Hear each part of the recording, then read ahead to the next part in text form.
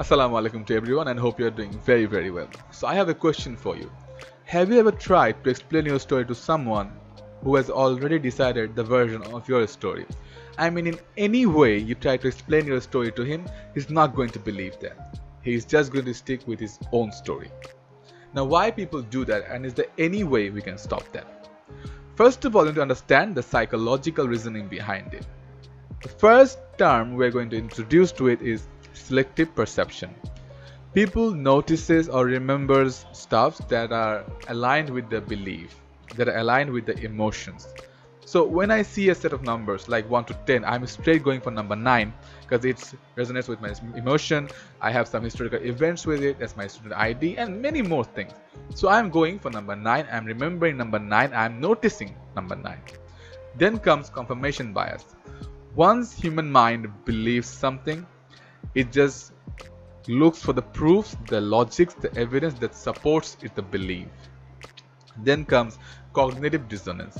Of course, there will be proofs, there will be logic that contradicts your belief. So what the human mind do? It just bends the story. It doesn't change the belief, but it changes the storyline. Now, why our brain do this? First of all, to protect the ego.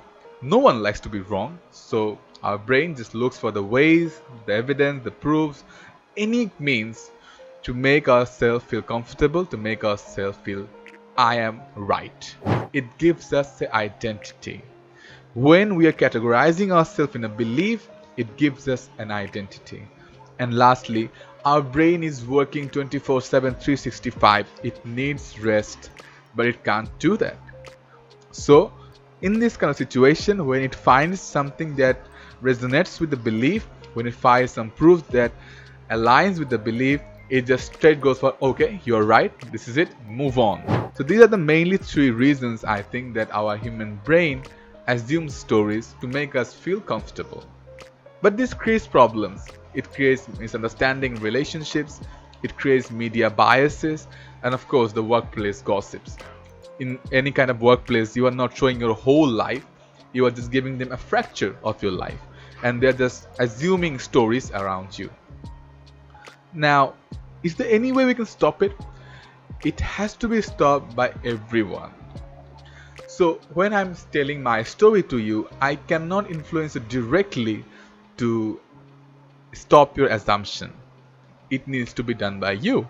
So when you are telling your story to me, I have to actively stop myself from assumption, from making any kind of false assumption. I need to listen to the whole story.